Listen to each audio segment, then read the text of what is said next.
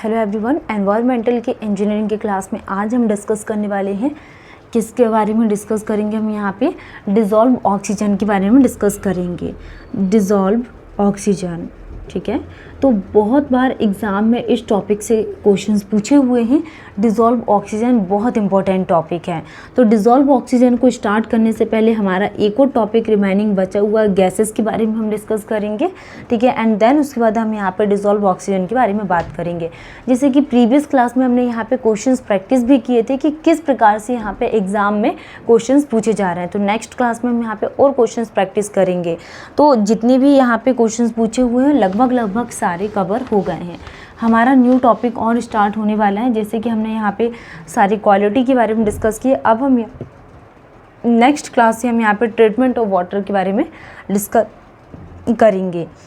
तो हमने इससे भी और प्रीवियस क्लास में किसके बारे में डिस्कस किए थे?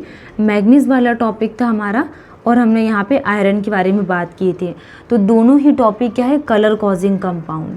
दोनों ही क्या कॉज करते हैं? Colour causing compound. Colour causing compound, ठीक है। ये हमने इसके लिए बात किए थे। तो मैग्नीज की लिमिट होती 0.05 mg पर लीटर होती है, and maximum permissible limit 0.5 mg per litre होती है। नेक्स्ट हमने आयरन के लिए बात किए थे 0.3 mg पर लीटर, और हमने क्या डिस्कस किए थे इसके लिए? 0.5 mg पर लीटर। तो ये हमने इसके लिए लिमिट्स के लिए बात की है। हमने कॉपर के बारे में डिस्कस किया कि कॉपर की कितनी लिमिट लाया करती है, ये हमने डिस्कस किए थे। नेक्स्ट हमने यहाँ पे कॉपर सल्फेट के लिए बात की है। कॉपर सल्फेट की greater than 250 mg per litre होती है। नेक्स्ट हमने कुछ आर्सेनिक, क्रोमियम, कैडमियम इन सब के लिए डिस्कस किए थे, ठीक। अब आज की क्लास में हम यहाँ पे कुछ गैसेस के बारे में डिस्कस करेंगे। टॉपिक है हमारा क्या? गैसेस। क्या कभी कभी एग्जाम में इनसे भी क्वेश्चंस बन जाते हैं। Gases present in water, gases present in water. जो भी हमारे पास गैसेस प्रेजेंट है, gases present in water like carbon dioxide, methane, ammonia और हाइड्रोजन डाइसल्फाइड। अगर ये गैसेस प्रेजेंट है वाटर में, gases present in water, carbon dioxide, methane, ammonia, hydrogen disulphide, ये क्या इंडिकेट करती है? indicate the pollution, indicates the pollution। ये pollution को indicates the pollution of water, indicate the pollution of water, indicate करेगा, indicate the pollution of water, और indicate the presence of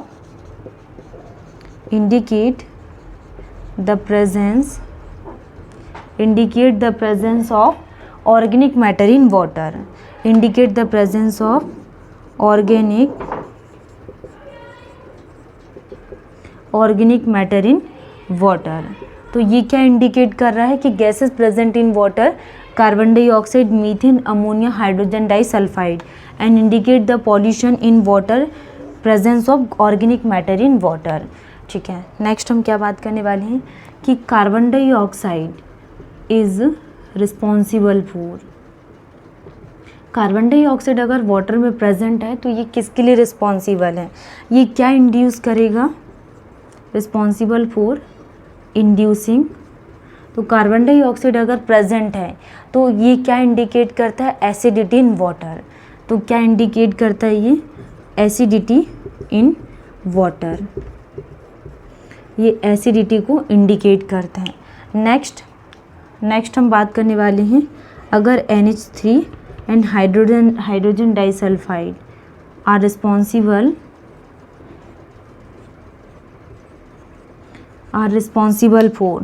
responsible for inducing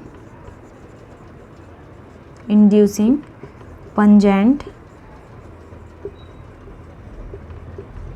routine egg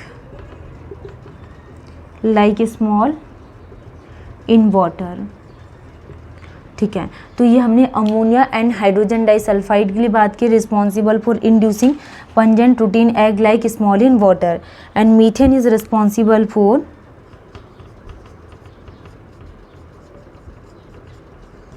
methane is responsible for. तो methane किसके लिए responsible है? Explosive property के लिए। Explosive property के लिए क्या है? रिस्पॉन्सिबल है। तो CH4 is responsible for explosive property. Next हम डिस्कस करने वाले हैं डिसॉल्व ऑक्सीजन के लिए। डिसॉल्व ऑक्सीजन,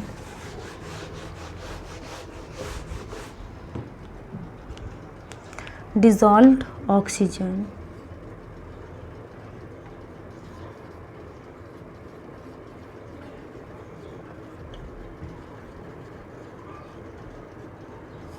डिसॉल्व ऑक्सीजन में क्या जाएगा? The maximum dissolve oxygen, the maximum dissolved, the maximum dissolved oxygen at any temperature, the maximum dissolved oxygen at any temperature, the maximum dissolved oxygen at any temperature, at any temperature in water is termed as, तो इसको क्या बोला जाता है? Saturated dissolve oxygen. Saturated dissolved oxygen, saturated dissolve oxygen इसको बोला जाता है। At 20 degree Celsius, at 20 degree Celsius saturated dissolve oxygen, saturated dissolved oxygen at 20 degree Celsius saturated dissolve oxygen कितना होगा यहाँ पे? 9.2 mg per litre. At 20 degree Celsius saturated dissolve oxygen 9.2 mg per litre. At any temperature, at any temperature, at any temperature the minimum, at any temperature the minimum oxygen to be present, the minimum oxygen to be present in water, present in water for survival of fish, for survival of fish, survival of fish के लिए कितना आ जाएगा यहाँ पे? 4 mg per litre. तो survival of fish के लिए कितना आ जाएगा यहाँ पे? At any temperature the minimum oxygen to be present in water for survival of fish के लिए 4 mg पर लीटर। तो dissolve oxygen, dissolved oxygen, dissolve oxygen is determined by Winkler's method. तो डिसॉल्व ऑक्सीजन को Winkler's method और modified Winkler's method,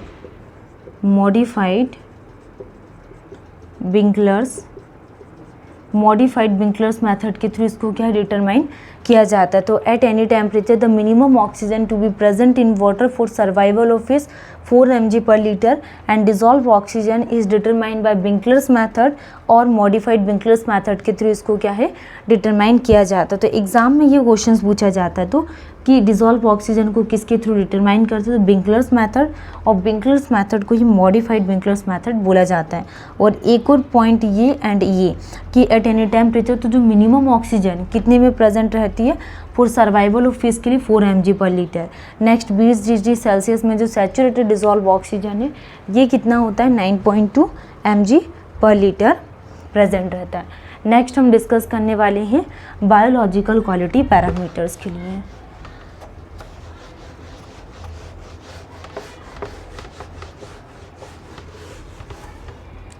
biological quality parameter,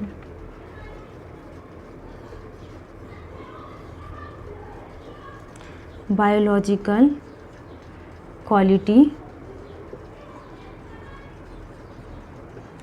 biological quality parameter. तो biological quality parameter में first is the biodegradable, 2 type के होते हैं, biodegradable and second क्या होता है? बायोडिग्रेडेबल और नॉन बायोडिग्रेडेबल, बायोडिग्रेडेबल। तो बायोडिग्रेडेबल क्वालिटी, तो बायोलॉजिकल क्वालिटी पैरामीटर में बायोडिग्रेडेबल और क्या होता है? Non biodegradable. It is that organic matter, it is that organic matter, which can be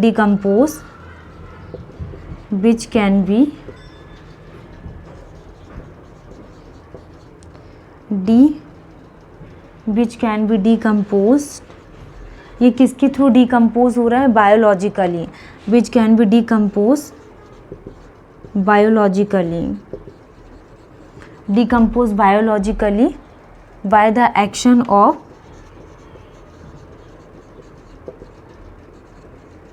microorganism। तो ये क्या होगा? बायोडिग्रेडेबल की it is that organic matter which can be decompose biologically by the action of micro organism. Next non biodegradable में क्या आ जाएगा यहाँ पे? ये वो ऑर्गेनिक मैटर हैं, it is that organic matter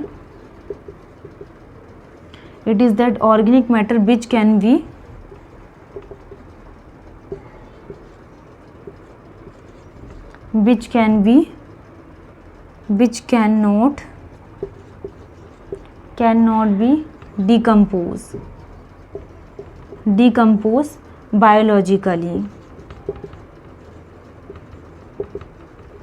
biologically or take infinite times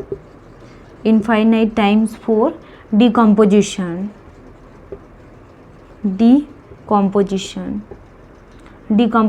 by the action of microorganisms।